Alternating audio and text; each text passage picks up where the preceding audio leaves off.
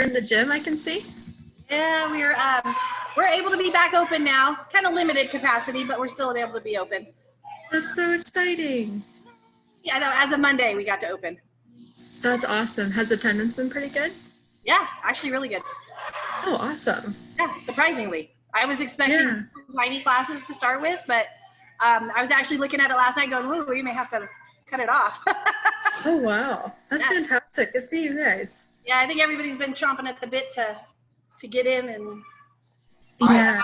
I'm right here. That's my husband, Dave. Hi, how you doing? Hey, Dave, how are you? Nice to meet you. He's wrangling the kids. We have a small kids camp for essential employees, and he was getting them all situated.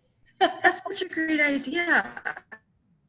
Yeah, it's been working. It helps us keep the doors open. I was trying not to. Yeah, definitely. I know. That's a brilliant idea. So I just how you been? I'm okay. I just want to give you guys a quick heads up that our internet has been terrible here. We've had some pretty bad storms, so if it cuts out, it will come back in. Just talk over it. Yeah, ours does the same thing, so we're used to it. Okay. Yeah. Yeah. Aside from that, everything here is good. We're gonna probably start opening up probably in the next couple weeks because our state hasn't had like any cases within the state for a few weeks now, which is awesome. Cool. No, we're still getting cases, but our state's like, just go ahead, you'll be fine. Florida's badass, so don't make fun of Florida. You guys have all those alligators. I think you have to be. No, they figure. Hey, Florida is allowing us to be open right now. I'm cool. As opposed to some of our friends in California who are still closed. So. Yeah. Yeah, it's tough. I don't envy anyone who's over there, trying to stay safe and protect everyone, but also, trying to keep a business alive and, food on the table for their families. Yeah. Yeah, we're doing stuff here to try to keep everybody safe. And we've told everybody, if you don't feel comfortable, don't come. It's okay. Yeah. We're not gonna, we'll put you on hold. We're, not gonna charge you. If you don't feel comfortable, it's all good. Yeah. Yeah, it's tough. Like, I feel like everyone has their own unique situation. Exactly. How this affects them. So I don't judge anyone for, making the best decision they can. As long as everyone's being smart and being careful, like people are doing what they can to get by. So we know you do some work for Jiu-Jitsu Times. Yeah. So some work, I think you're like the major player for Jiu-Jitsu Times. I'm the managing editor, so I do. So that's not just some work. All right. So kind of let us know a little bit, and let the listeners know a little bit about how that all kind of came about. Yeah, so I actually did a podcast with him earlier, but Emil Fisher, who also writes for Jiu-Jitsu Times, I met him at a tournament, must have been like 3 or 4 years ago now. And we just struck up a conversation, and I told him I was a writer. And at that point, I wasn't writing anything jiu-jitsu related as much as I wanted to. I was just a little baby blue belt. But he was like, oh, well, I write for this site called Jiu-Jitsu Times, and we're looking for more writers. And so I started with that. And then since I work from home anyway, it was just easy to continue with it. And then when our original managing editor quit to get a job to better support his family, I was just able to take over from there, and it's been fun. It's a job that I love. Yeah, I know it's one of my major jiu-jitsu news sources for sure. Yeah, we share your articles a lot. We manage a bunch of different pages, one for the podcast. Yeah. We manage for our gym, obviously. We also manage for Pretty Dangerous, which is our women's group that we run out here. And a bunch of open mat groups. And so I'm always looking for good articles to just kind of fill in the dead space, to pop on. Yeah, I see you share them. I appreciate that so much. Like even just those little things people don't think the writers notice, but we do, and it's so appreciated. Well, and it is one of those where, with social media and jiu-jitsu itself, it's because when we've talked with some of the other guys, talked to Kevin Gallagher. Yeah, he's great. He's out here in Florida with us, and we know that he writes some articles for Jiu-Jitsu Times and also does the podcast and the like. Yeah. But he's also been around the game for quite a while, and so we were kind of talking a little bit about how when the early days kind of first hit, none of this stuff existed. It was very much word of mouth. It was very much, so if you wanted to find something, it was very difficult to do. And then as social media started coming about, and especially the phones, I think were the biggest, because now it put everything literally in your pocket. I remember the first message board I was able to get onto, for those of you that's kind of going to date me to some of the listening group. Prodigy was the first program or the first online service I ever got that allowed me to get to, and at that point they were called, I think, bulletin boards. And it was a 24-hour response time. So you post, and then basically it was all, what do they call it, batch processing. So it was just, we collect all the comments for the day, post them. So then the next day you come back and go, okay, let's see if anybody's responded. And then you'd respond, and a day later it would post. That's so funny. I mean, no pictures, just text. I mean, it was all just crazy stuff. But now, Jiu-Jitsu Times and social media, Facebook especially, and cell phones, it's real time, and it's with you 24/7. So I mean, the explosion has been massive. And Jiu-Jitsu Times for me was really one of the first social media sites that, to me, seemed like it really was kind of covering more than just a regional type thing. It was the first one that was kind of covering it on a world platform. Yeah, my boss, Kit, I forget what year exactly he started, but it might have been 2013, 2014, but he has persisted with that site through thick and thin, like the fact that he's gotten it to survive through all the years, because there have been plenty of sites that don't have, if they don't have a big financial backing, like it's tough. People don't realize how hard it is to come up with enough jiu-jitsu news every day to keep the lights on, Well, I thought it was because the first one I ever really started that I saw was Sheer Dog.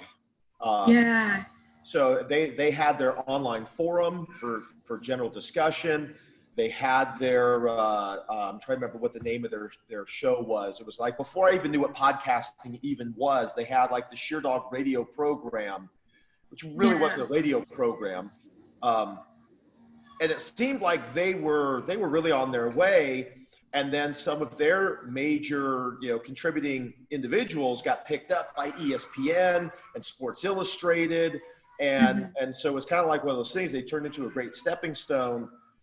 And they seemed to be like just prior to the explosion, to the popularity of jiu-jitsu and MMA and everything else, they seemed to be right there. But rather than them becoming a big portion of it, like I said, their people got picked up and went to major publications, when finally, because I think, I'm trying to remember who it was, they got picked up and became the digital correspondent for, I think it was Sports Illustrated, for their website, to do MMA correspondence and things of that nature. And then, like I said, so ultimately it looked like they were about to really make that big conversion, and then they got gutted,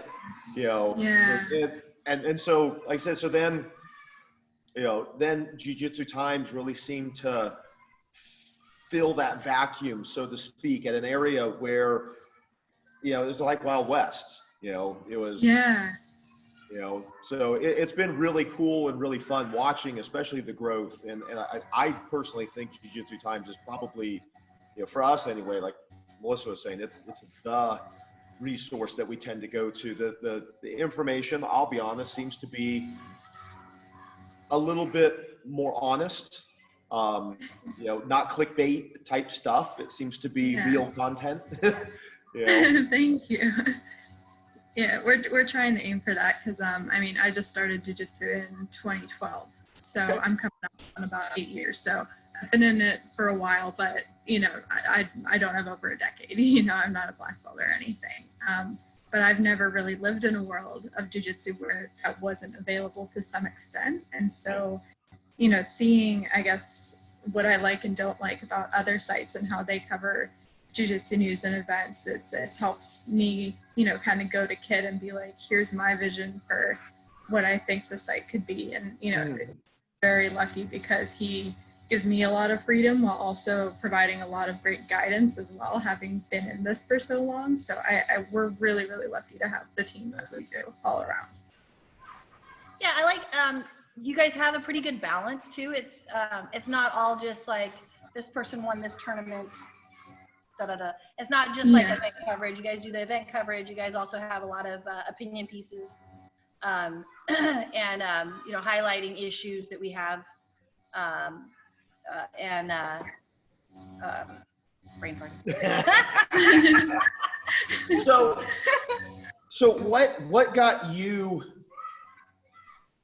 to search out and to start to go into jiu-jitsu itself? I love origin stories of how different people found it. What was their motivation? What was their driver to even get into jiu-jitsu in the first place?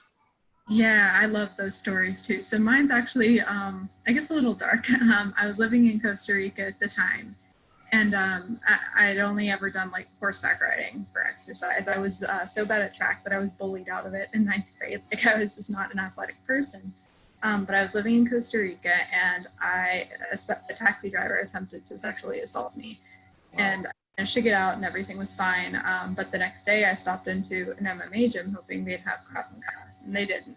But I was like, look, I need to get in shape. Like, I need to learn how to beat someone up. I never want to feel that vulnerable again. And so I stopped into the MMA gym and took up kickboxing, because at the time I had no idea what jiu-jitsu was. I was kind of like, oh, jiu-jitsu, like karate, like. So I started out with kickboxing, and the guy I was dating at the time had started jiu-jitsu at another gym, and he was like, you should try this. Like, it's a lot of fun. You get to roll around the floor, and like, it sounded cool. And so I tried it, and I don't ever, like, a lot of people are like, oh, I just fell in love with it. And I don't think I really fell in love with it. I just kind of kept showing up. And it was like, before I knew it, it's like, I've been doing this for a few months now. And I'm, half decent at it for a white belt. And I was the only girl who was training consistently there at the time. So it was just a bunch of rough and tumble boys. I couldn't even afford a gi at the time. I was an ESL teacher in Dirt 4. But I just loved it, and I continued to fall in love with it over the years. And it sometimes feels like I just kind of woke up and I'm in this position where I'm a purple belt and I've been training for so long, and it's such a huge part of my life. So it's funny how it worked out. So now you're in Australia now. Yeah. Started in Costa Rica. Yeah. So what placed you in Costa Rica? So I've always loved Spanish and Latin American culture. So when I was in high school, we took, it wasn't really a field trip. It was like at the end of our senior year, if you wanted to go on this trip, you paid a bunch of money and you could go. And so it was to Costa Rica, and I saw all the plants and animals and was just like, I gotta go. And so I went, I fell in love with it. And I decided to be an ESL teacher, so teaching English as a second language. And so I got certified there, stayed 9 months, ran out of money, went back to Pittsburgh, and then started writing, and that earned more money than teaching, which is sad. But and so I decided I wanted to go back. So I went back, stayed another 3 years, and then back to Pittsburgh. And now I'm in Australia because my partner's from here. So I moved here to be with him and kind of close that. Okay. So your origin in martial arts, pretty much, it sounds like, it was kind of out of a scare situation that you decided that you wanted to arm yourself to, and then ultimately stayed, continuing through it for different reasons. I mean, the ability to defend yourself still definitely is one of those benefits. Now, you went from, so you started training in Costa Rica in martial arts and the like, and you end up moving. Yeah. You end up in Australia. Have you noticed, I mean, obviously there's gym to gym differences. Yeah. Then there's cultural and gym differences. What was your experience of now you're in yet another country, preparing to start up jiu-jitsu at another school? What was that transition like? I mean, the gym here, Trinity MMA, I just really connected with. Like my coach is a smaller guy, a wrestler.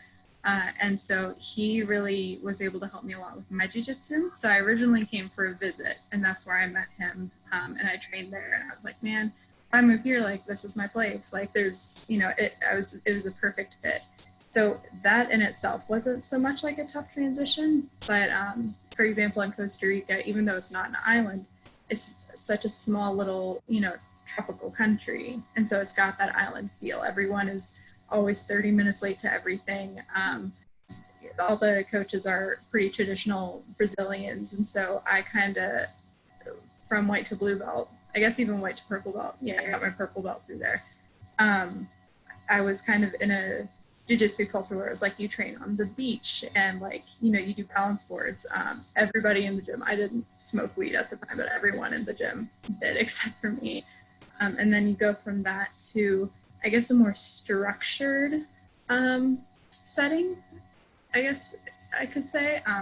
So I had that when I was training in Pittsburgh, which is where I'm from, also here. So it's, there's, I guess, a different culture vibe, but it's what you would expect going from, island culture to more, I don't even know what to call it, like more American or Australian culture. So do you get an opportunity to compete much? Yeah, so it's hard now because where I live in South Australia or Adelaide, the scene is still growing. Mm-hmm. And so there aren't a ton of female purple belts. And then, you know how it is, then you get into the different weight divisions and it gets a little tough. But, so I've had the chance to compete here once since I moved a year ago. I could have competed more, but I just didn't have anyone in my division. So I'll be competing hopefully on a super fight card in like once everything opens up again. Nice. Yeah. Kind of what are your thoughts on competition? Super dig it?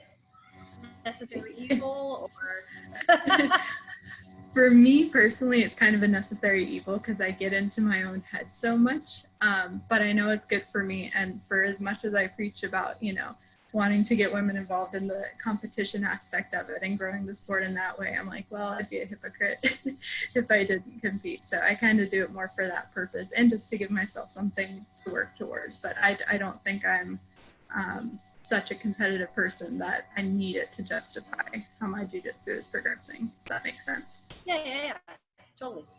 And then, so on kind of the aspect of being a woman in the sport and then being in the position that you are to be able to provide information on issues that women have in the sport, because we do have different challenges and perspectives on it. How have you kind of found that that kind of affects some of the subjects that you choose for writing, how that affects your writing, that kind of thing? Mm-hmm. Like just how being a woman in the sport affects? Yeah, and how having that perspective. Yeah, I think I'm trying to figure out how to word this. I think I'm not alone. I think there are other women who feel like our experiences haven't really been represented in the sport, and I know that other outlets aren't necessarily giving those topics that attention. From a female perspective, you see a lot of articles written by men or videos by men about, how you should roll with a woman in jiu-jitsu. And I don't know, because they're never really written by women. And I find that a little and so things like that, where I feel like women are not only underrepresented, but misrepresented fairly often, or even just, some of the struggles we face in the sport. Like you go in any women's jiu-jitsu group on Facebook and you see, training on your period, how do you do it better? How do you navigate those challenges? And so I try to, I guess, cover those issues when I see them, when I see other women, sharing those questions, because I know they're probably not going to get that coverage elsewhere. So even if it seems silly to the rest of the audience, if it helps one person, then I did my job. I think sometimes too, those are women-centric articles can help the guys too. Yeah. Be better trainer partners for us, so they get a little more insight into kind of some of the challenges that we do have. Yeah. Because it's hard on a day-to-day basis for, you know, your training partners to know that, oh, okay, so yeah, she's had to deal with this. Oh, okay, we're going to go to a competition. Well, you know, why isn't Melissa competing? Well, because nobody's in her division. Yeah. Yeah. Yeah. That's something a lot of people don't understand, is that struggle that we face finding opponents. Yeah. Or you get all, you know, gung-ho for a competition, you get there, there's maybe one person and you're like, you've trained so hard and, you know, you've sacrificed a bunch to either get on weight or get in shape ready for this competition, and you get there, it's like, oh, there's one person. You just my whole competitive career. Yeah. Since purple on. Yeah, he had ultra heavy weight issues with that. Well, we went to UFC 100 and competed at Grappler's Quest there, and neither one of us had divisions. No, all we got was absolutes. Oh my gosh, that's rough. Yeah. So I mean, it's crazy. Yeah. Money for a flight, hotels, all that stuff. Not to mention training. And training. Yeah, not to mention I got to the tournament. I popped my knee about 2 weeks earlier, trying to get ready. Hard, good, hard competitive rolls in, things of that nature. And then we heard there was like 2,000 competitors at the tournament. And, luckily I did get an opponent. Another division had nobody. And so they just put us together as a typical, happens to the ladies all the time. Yeah. There's nobody in the other division. So let's just put them together. Birch, black, brown, and purple belts. Yep. Yeah. Oh, wow. So now you started, it sounds like, so are you still purple? Yeah. I think I've 3 straight. Correctly, your promotion to purple was while you were still in Costa Rica. Yeah, it was actually my last day training. So I got it a little bit early because I went with my coach from he gave me my first stripe and he's like, this is early. You're not this good yet, but you will be soon. And I want this to come from me. So I got it there. Nice. So then if I also understood it correctly, though, you began your jiu-jitsu writing at about the time, I think you said about a blue belt. Yeah. So did that begin while you were still in Costa Rica, or did that begin while you were traveling between Pittsburgh and Costa Rica and some of your travels? So it started, I would come back to Pittsburgh occasionally just to visit family because I would get homesick and because I had to leave the country every 90 days to keep my visa valid. So I'd come back, and so it was during one of those visits, I just kind of showed up to compete by myself. I didn't have a coach or anything there. And so that was when I met Emil. So it was kind of when I was in between, I guess, living there.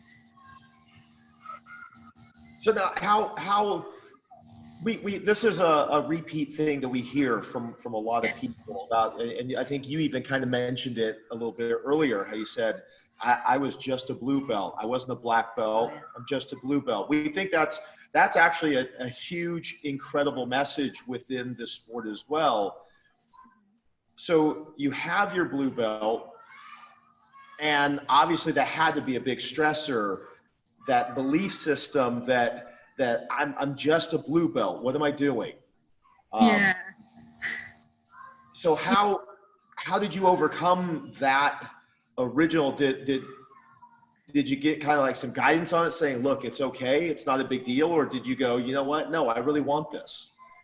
It was kind of a combination on of both because Emil at the time, I believe, was also a blue belt. So we would get comments a lot of the time going why is a blue belt writing for you guys? And the answer is, well, it's hard to find someone who is, high level jiu-jitsu, who's a good writer and who has the time and desire to write and produce articles. I had that. So I wasn't the best at jiu-jitsu, but I covered all the other boxes. So I got a few comments that were a bit discouraging. And the one that stuck in my mind for some reason, I wrote in an article that I've been training for 4 years.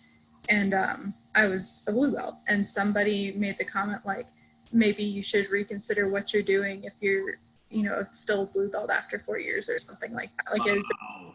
like I hadn't been promoted yet. I don't feel bad. I think I was like 6 going on 7 years before I got my blue. So Oh, wow. Let's just toss it back. Yeah, still, I know that. so A little slower. well, that's why we say this, the name of our biography when it gets written is called It's Complicated. It's That's so perfect. Yeah, that stuck in my head, and that like it almost made me want to quit, but then it was like that other little voice in my brain that was like, F you don't get to talk to me like that and like win. I'm gonna keep doing this specifically to spite you. Yes. And so there are times when I've thought about quitting, and I've thought of that dude, and like I'm not giving that dude the satisfaction. Nice. Yeah, And we appreciate that too. I'm spite driven. With other forms of writing, you don't have that instant feedback. Yeah. And unfortunately with keyboard warriors, a lot is negative or terrible. How is that, when you go to hit send on that article and you're like, oh. Yeah, that's got to be different. I mean, compared to somebody who writes for a magazine, Exactly. like saying like what some people went on to Sports Illustrated like, and they're writing for a medium that does not allow feedback. Right. That's such a good point. That is a really good point that I hadn't even really thought of. I think it's a different challenge that you have to. It's a different kind of journalism, to be honest with you. It's a new type of journalism.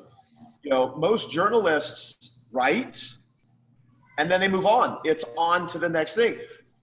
Do you read some of the comments that, I mean? Or do you take the Joe Rogan approach and just like, you know what? Yeah, I don't read comments. I move on.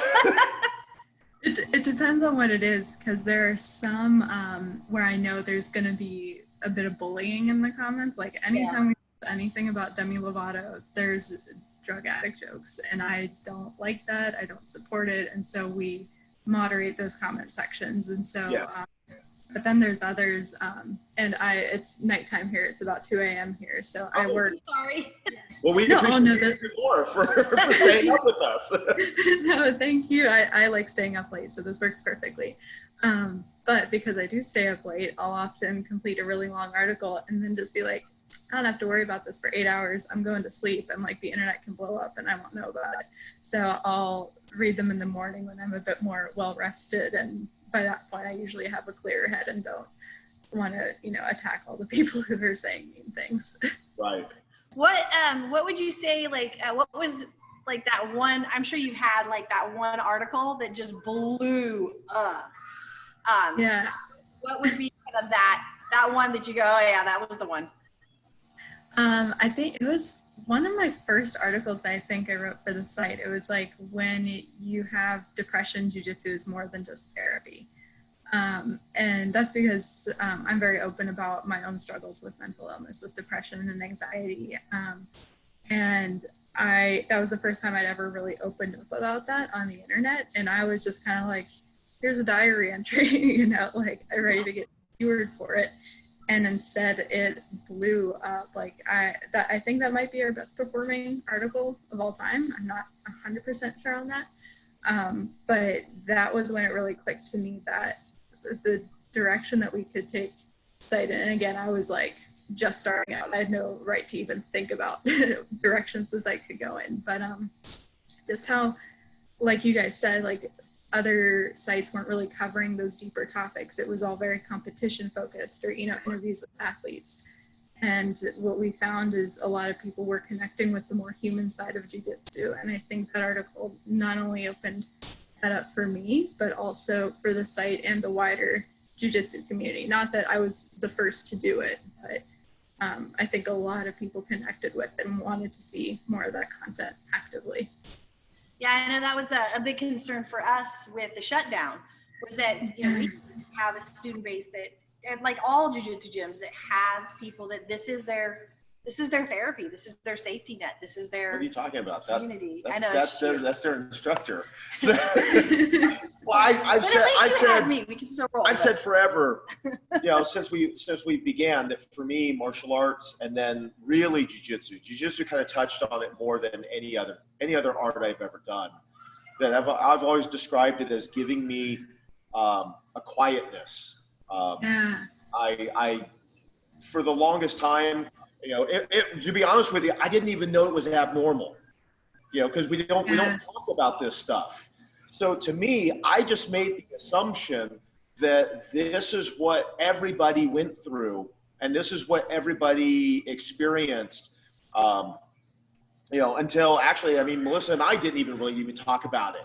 It was actually as we got deep in our relationship, I think we were even married for years before I actually even started to, I would make a comment and Melissa would give me a look, and that's when I'm like, wait a minute, that's not normal. No.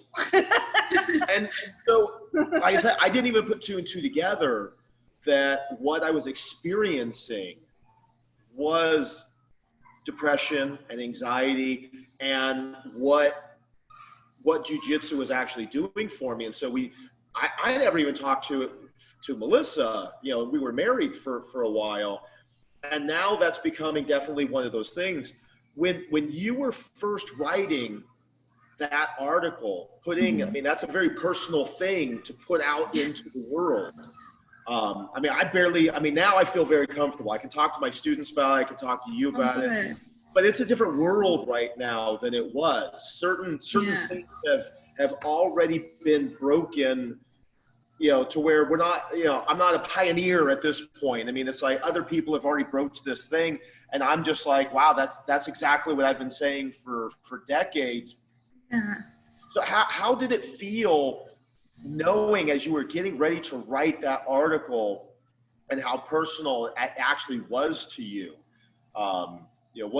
What was that experience? I'm a writer myself. I haven't written in years. I've had some bad mentors that like you said, you had a person that said, hey, you should hang it up.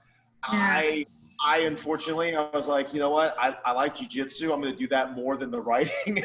So you want to get back into it. But I know what it's like writing a piece that it's not me. I'm writing something that it's not me. And I know what it's like writing that piece that I'm like, I don't even want to hand it over. I'm like, I don't even want somebody else to read it. And then when they do, I'm like, what are they really thinking now? So what was that like for you? When you were getting ready to send that article? It was almost a weight off my shoulders. I think, especially for men, that's something that's really hard to talk about. But I grew up with a very therapy friendly household. I was in counseling for anxiety when I was, I think, 13.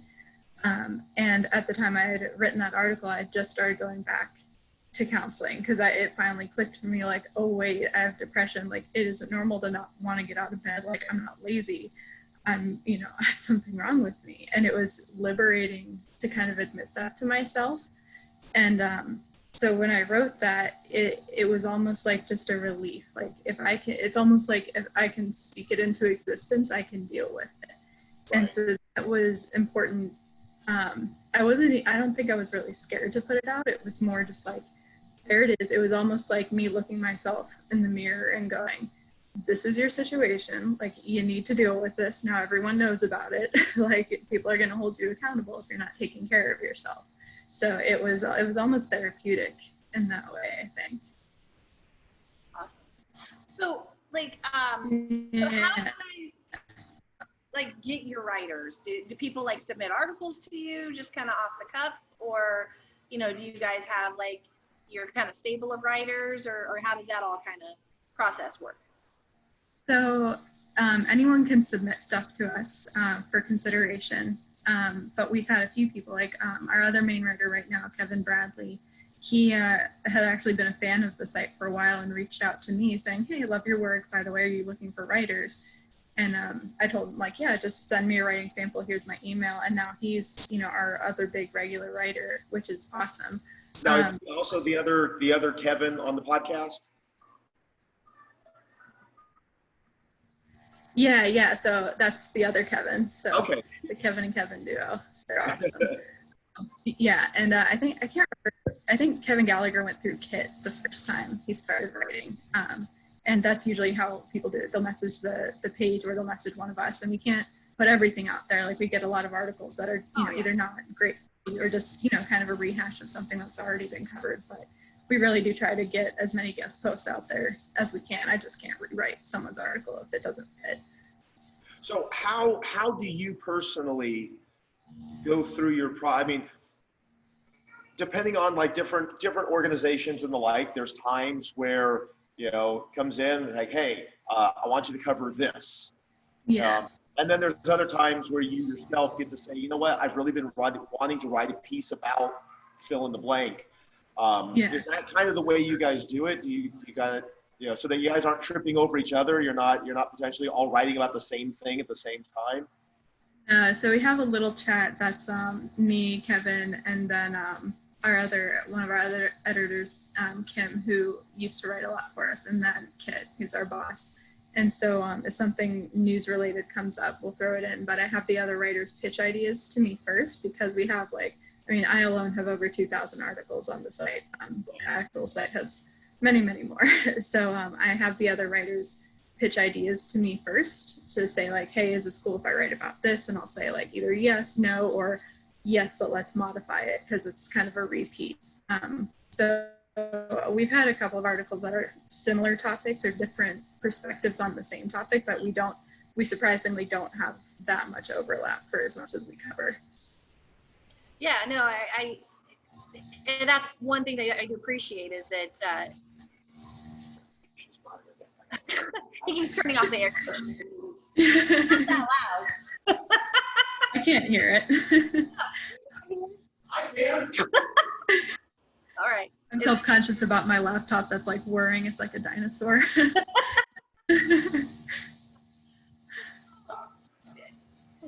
He's right. Don't have super hearing? No, apparently not. Well, maybe this is part of my anxiety. Now I'm going to start. It's ugly. So other than writing for Jiu-Jitsu Times and doing Jiu-Jitsu, is there any other things that you kind of have your hands in? That's mostly my life. I kind of woke up one day and was like, oh wait, all I do is write and do jiu-jitsu. But not a bad life. Yeah. But it was kind of stressing me out for a bit, so I'm kind of grateful, personally for this quarantine. I know everyone has different situations, and I'm very lucky to, still have my job and to be able to be like, oh, I'm only missing jiu-jitsu. So I've been working on some yoga, trying meditation, and kind of doing that inner work. But yeah, aside from that, I'm just a big nerd. I like to read and do jiu-jitsu and write. Awesome. Do you ever get an opportunity with Jiu-Jitsu Times to travel to some of the bigger events for coverage and that kind of thing? Yeah, we've been able to go to Abu Dhabi to cover the World Pro the past couple of years. So they cover everything, and you basically get to chill in a hotel at night and then work your butt off during the day, which is a lot of fun. Like, I love that experience. And then this past year, I happened to be in California when ADCC happened, and I worked with the Fight to Win team with their coverage, and even helped me in person with their events for like ages now. And so Seth gave us a press pass to cover that, and that was just like mind-blowing. And it was just the two of us. It was just me and Kit covering everything, and it was bananas, but it was so much fun.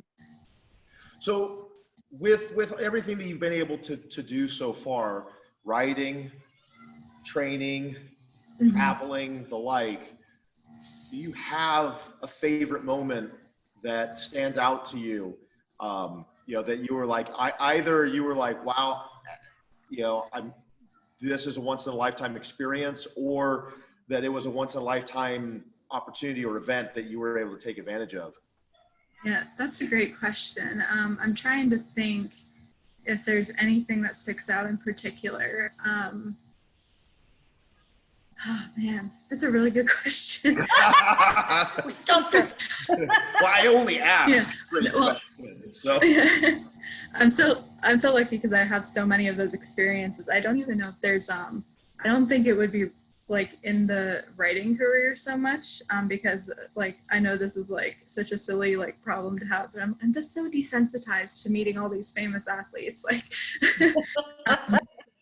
but like I don't really, you know, I don't get that like fangirl experience anymore from that necessarily, or even from covering events. But I think my best jiu-jitsu experience was when I got promoted to purple because it was my last day of class in Costa Rica when I was moving back, and so I was saying goodbye to this team that I had had for 4 years, and my coach made this big thing out of it, invited a couple other gyms to come by and gave this big speech about how much I meant to the gym, and I was just like sobbing and it was just like such a special moment for me. So that probably, I don't think it would be that. Well, and that is one of those things like you just kind of touched upon that I do find to be very interesting with jiu-jitsu. We have some phenomenal people in this sport, absolutely phenomenal, world-class athletes. If they were in another walk of life, I mean, they would be superstars beyond. They're in jiu-jitsu, and unfortunately, it's one of those things where, I mean, we love our people, but they don't really carry a name much greater than beyond our own inner circle. Yeah. But I do find it to be incredibly interesting, though, as I agree. In this whole thing, I don't think I've ever been starstruck over anybody I've ever met. Respect them highly for their accomplishments. Yeah. But I think one of the things that they're also down to earth, that even when you meet them, they themselves, they're just practitioners of jiu-jitsu. And when you meet them and you're at a seminar or something of that nature, they're literally going, "Hey, you want to roll?" And, yeah. I mean, so you've got to meet a lot of basically jiu-jitsu royalty. Yeah. Who was like the coolest person that you were like, oh my God, they were way cooler than I thought they were going to be? And man. Who did you think was going to be pretty cool? But you're like, I don't know. Don't talk about those. Oh man, I'm trying to think the best one. I've met so many nice people. It's hard. Richie Martinez of 10th Planet. Okay. Yeah, I love him to bits and pieces. But when I met him, my partner and I had traveled to San Diego and we're staying nearby, and he drove us home from the gym, like just made this experience so great for us. So he was fantastic. Orlando Sanchez also, I've covered a few things for him, but when we were out there, he went out of his way, said, go to any one of my affiliate gyms and I will make sure I drive out to train with you. And so he also just like went so far out of his way. So those two really, really impressed me. But like, I mean, Fionn is also so down to earth. Like I love her to bits and pieces.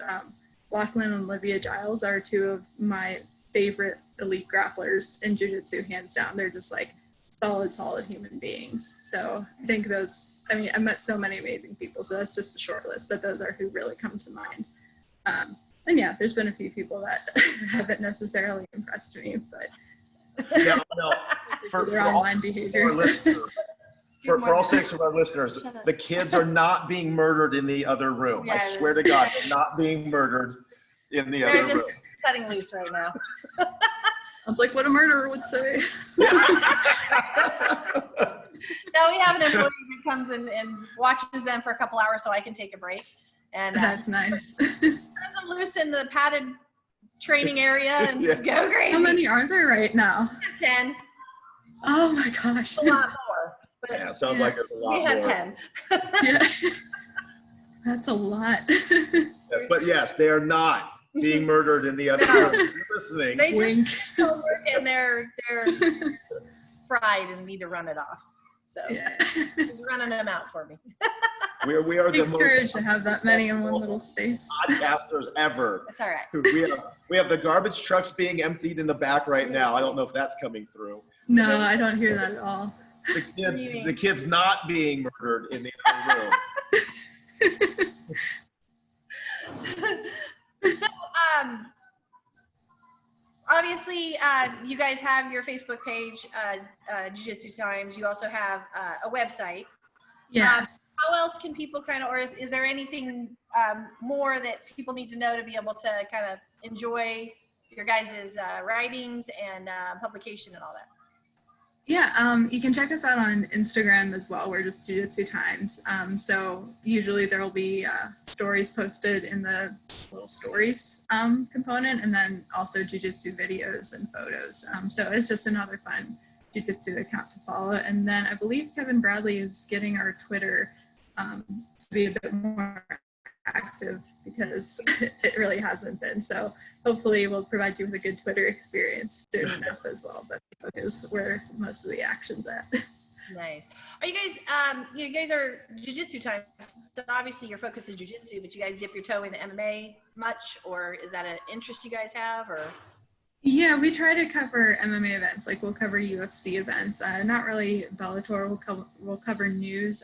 We even cover some like really, I don't want to say fringe sports, but we've covered like sumo events. I think it was Substars maybe that I can't remember exactly, but they put on a sumo match. And then WWE very occasionally, like if there's a jiu-jitsu star going into WWE or something like that. And that is one of the interesting parts though, is that jiu-jitsu and MMA have always been connected, always. Yeah, yeah. Since its origins in North America and arguably even going back into its lucha libre days back in Brazil and the like, it's always been connected to MMA. It's crossover into almost all other walks of life right now. And the part that I love is some of it, they've been doing it for a long time. We knew of Maynard James Keenan doing Brazilian Jiu-Jitsu from back when we lived in California, training with like the Camarillo brothers and some others. But now, like I said, that crossover into more mainstream, it's getting more and more popular. And so we've seen some of the articles on there, talking about some of the different stars and their take on what it's done. I mean, even in their aspect of life. So have you guys actually been able to have any of those conversations with some of the celebrities that are now practitioners? Yeah, it's obviously hard to get some of the really big names like, Demi Lovato. I think Kate Upton was also doing it, but Emil Fisher has covered a lot. He's really into like the metal scene, so he's covered a lot of those guys that do. I'll throw it out there. I'll call people out right now. I have sent messages to Keanu Reeves. He has not gotten back to me. And I have sent messages. He should be honored. To Sean Patrick Flannery, Boondock Saints. I've sent him messages as well. I've had no responses yet. So. I think I'm pretty sure Emil got him for an article. I could be wrong about that, but he's good. Like, I don't know who he goes to or like what type of blood sacrifices he has to do on there. But I'm like, how did you contact this person? Well, we were joking with Kevin Gallagher because he put out I think it was his old man grappling, and he put out there, he's like, we've got Kirk Hammett from Metallica. I'm like, you son of a, how did you do that? He's like, oh, we were just joking. He gets like some of the craziest people though, like both for his podcast and for the Jiu-Jitsu Times podcast. Yeah. Like when they first started the Jiu-Jitsu Times podcast, I was like, this will be a cute, little hobby for you guys. And they took off with it. And it's not that I didn't take them seriously. Like I knew they were going to do well. I just had no idea how well. Podcasting has definitely exploded as a new medium. Yeah. Again, I mean, we're talking about, we started off literally, it's our phone, no mic. And then we ramped up. We got a plug-in mic for our phone. And now we're doing it on the computer. I mean, but it's definitely now where anybody and everybody can now create content of that nature. So podcasting has exploded dramatically. Now I have to say, I'm working from my office now, here. I still work my day job, working for a company here in Florida, not jiu-jitsu related. Thank God that saved our butt. But the gym wasn't making any money. I was like, oh, thank God you still have your job.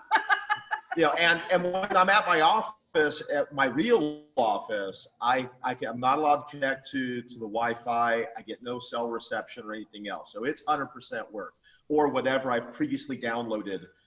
Here, I'm at the gym. Unfortunately, the kids yell and scream and kind of distract me a little bit. But I now get our Wi-Fi. So I literally have my phone set up right next to my monitor. I just finished the Neil Mendelsohn podcast with you guys. Also just did the, God, I've been watching so much stuff now. It's all blurring together. I know, that's how I feel too.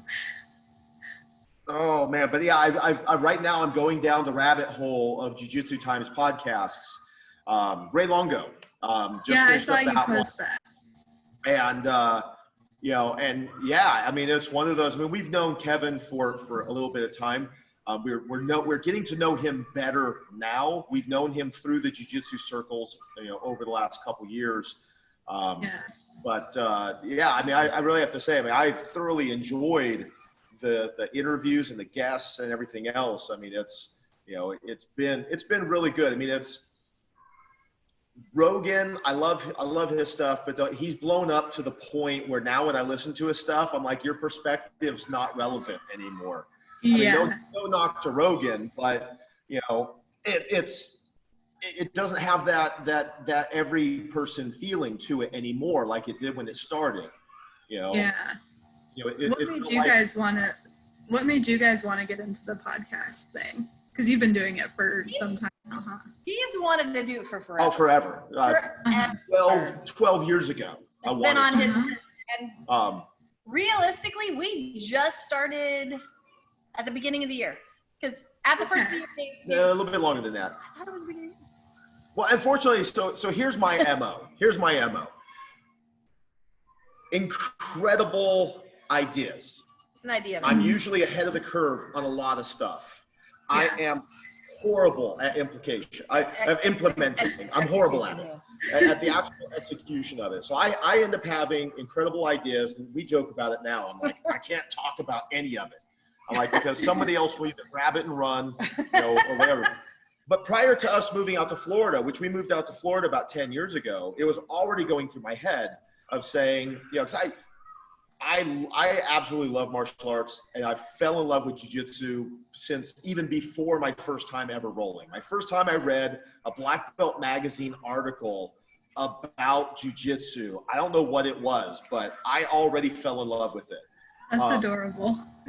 And to the point, we'll drive along, and I was listening to a interview with, I'm going to mispronounce his name, Timac or T-Mock.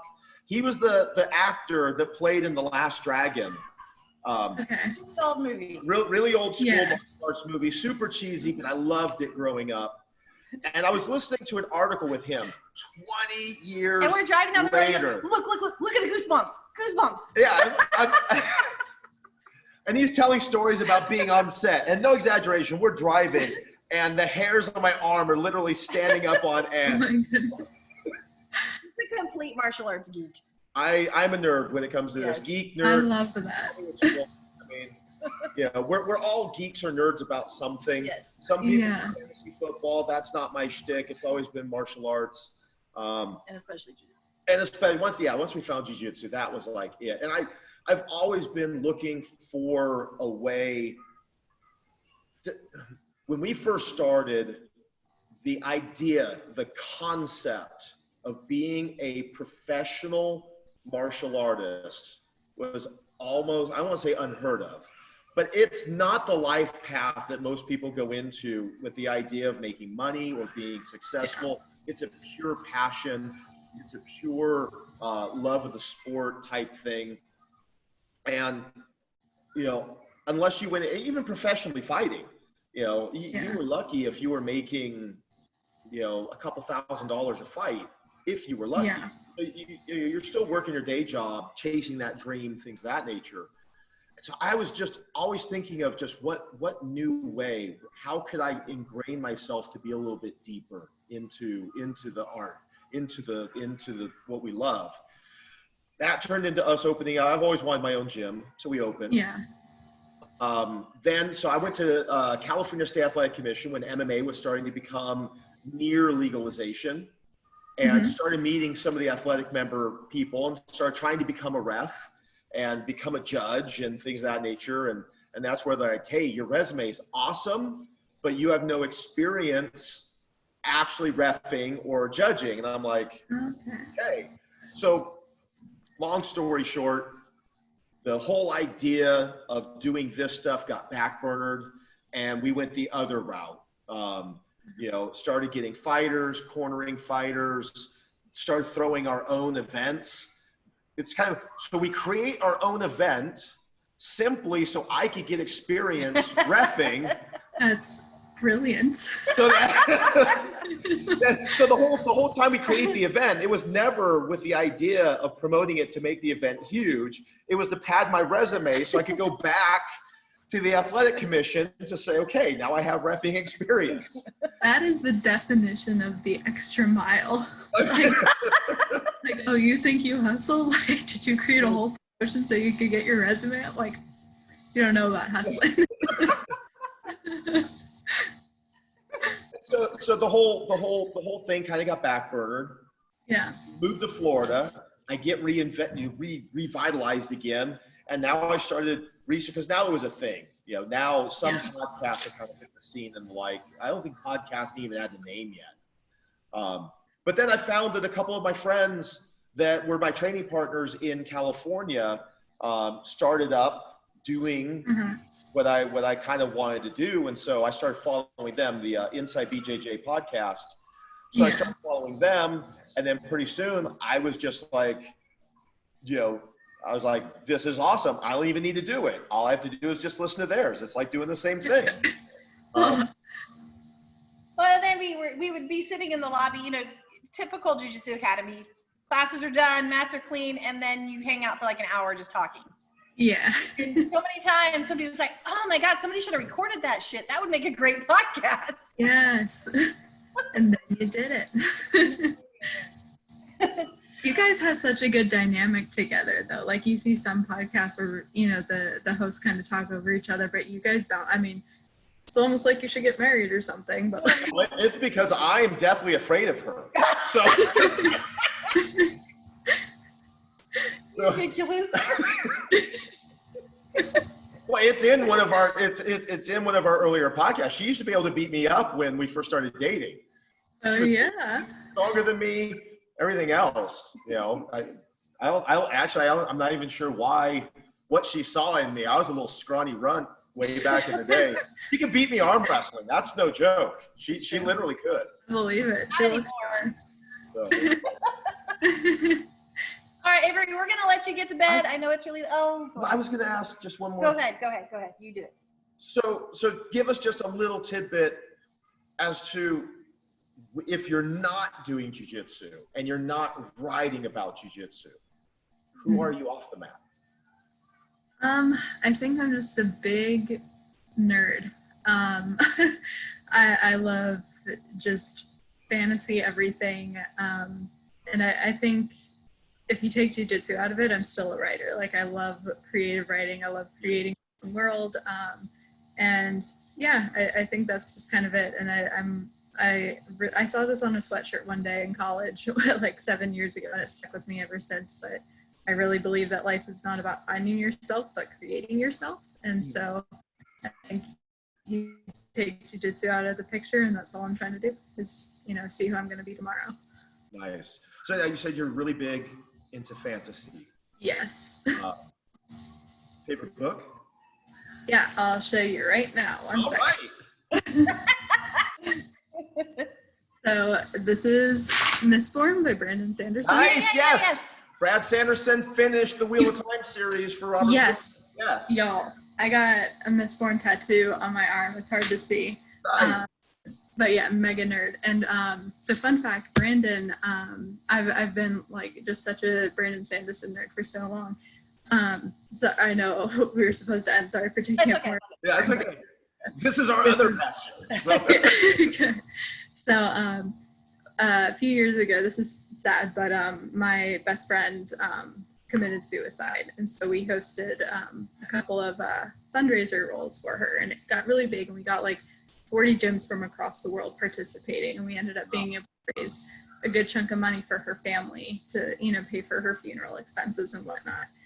And so I'd written an article just promoting the event, and also it was like a diary entry, you know, just saying what really happened and how it affected me, and then, you know, promoting this role for Nicole, because that was her name.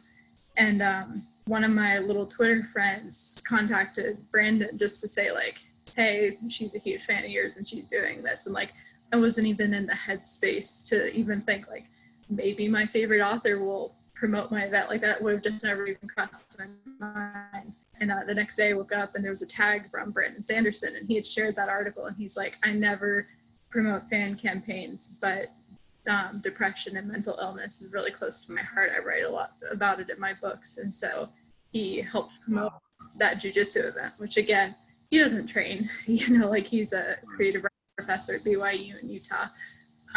But that really just like solidified him as my favorite author. I just thought that was incredible that he did that. Future podcast, that was a pretty awesome event. Yeah, that too. Brandon Sanderson, second coolest thing in my jiu-jitsu. We're huge fans of the Wheel of Time series. Yeah, I just I have the first one somewhere in my shelf over there. We read the entire series like 3 times. Okay, technically we've never read it. The audio. Okay, yeah, that's still a good story. But I mean, we're very familiar with. I mean, Mistborn is one of those that everybody recommends. That's probably next on our list. Yeah. And finished the Wheel of Time series for Robert Jordan. He was a huge fan. Actually, he credits Robert Jordan as being a huge impact on his writing career, actually kind of almost stylistically becoming a big factor of how, you know, kind of helping him form his writing style. Yeah. And how much of a fan he's like. It was so awesome. I listened to the interview with him talking about getting to sit down. I mean, he's a huge fan of the Wheel of Time. Sorry, I'm getting goosebumps again. But he's a huge fan of the Wheel of Time series, and he talks about sitting with Robert Jordan. He's like, oh my God. He goes, I'm getting to hear the ending before anybody else. And then I can write it. That's wild. He's such a lot of people say he's a writer's author too, because he releases so many free videos of his lectures at BYU on YouTube, and they're great. And you know, you can become a better writer for free by watching, you know, this best-selling author teach his class. You know, like I just think that's so cool that he does so much for the community as well. So yeah, make sure you read this because it's good, and then we can geek out about that together. Well, let's do that. Let's read it, and then we'll reschedule to have another conversation. Yeah, Kevin Bradley's also a big Brandon Sanderson fan. We have like this cult over at Jiu-Jitsu Times. There you go. Maybe, you know, the whole fantasy jiu-jitsu correlation. Maybe there's something. Yeah, jiu-jitsu is just full of nerds. We're all of them. Jiu-jitsu's full of nerds. Yeah, I've written one about that. favorite fantasy characters came out of Wheel of Time. He's a supporting character, but you know, he's got one of my all-time favorite lines, period. Like, I can't wait. Amazon is doing the Wheel of Time series. I hope they don't screw this thing up. But they're doing a live action, like Game of Thrones type of the Wheel of Time. They're in production right now. First season's already been a wrap, and they're supposed to be like in editing now or something like that. But yeah, it's one of those, like, you know, people ask me all the time, you know, they're like, what book do you recommend? I'm like, I don't recommend a book. I recommend it's an event. Yeah. Oh, that's such a good way of putting it. What a advertisement. I hope that need to read it. I started and not get distracted and read something else, but I'm getting on. Well, and the interesting part for you would be you like his writing style, and that's like the guy that helped, like that he holds up as a mentor to him, as saying this was a person he really looked up to and kind of modeled his own style after. Obviously he clearly has his own voice, but he credits Robert Jordan as being a huge influence, and that's who he geeked over. So it would kind of give you almost a little bit more insight even as to where his motivations and where some of his geek and fandom kind of came from. Like I said, if you get a chance, look up his interview where he talks about he was contracted to write the last book. Robert Jordan had already pre-written pieces of it, like big scenes, had already mapped it out, things of that nature. And it was one of those I love that they contracted him to write the last book. And as he gets partway into it, he went back to, I think Robert Jordan had already passed, and he went to the Robert Jordan's widow and basically said, I can't do it. I can't do it as one book. It needs to be, I think he turned it into three. That sounds like, book to write the last piece. I mean, he said in order to do it justice, it can't be one. He is the master of those long form, series and sagas, and just with everything he does. And he puts out so much work so quickly. Well, thank you very much. Really enjoyed talking with you. Love to do it again. Thank you guys. This was wonderful. As soon as we're done reading Mistborn, we'll definitely, I'm sure there will be some other jiu-jitsu events we can talk about. And then we can also talk about Mistborn. Hopefully we'll have 7 listeners by then. We're working on it. All right, dear. This was so much fun. Thank you, guys. Awesome. Thanks for staying up late for us. We appreciate it. Anytime. Take care, guys. Awesome. Take care. Thanks.